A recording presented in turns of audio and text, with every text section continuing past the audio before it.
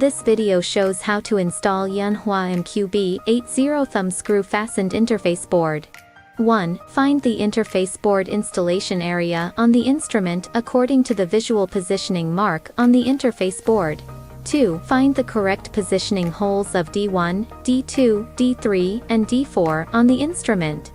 3. Align the interface board with the screw fastener holes and D1, D2, D3, and D4 positioning points.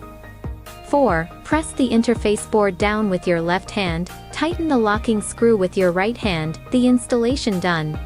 5. Confirm again that the interface board D1, D2, D3, and D4 positioning pins are completely aligned with the D1, D2, D3, and D4 positioning holes of the instrument.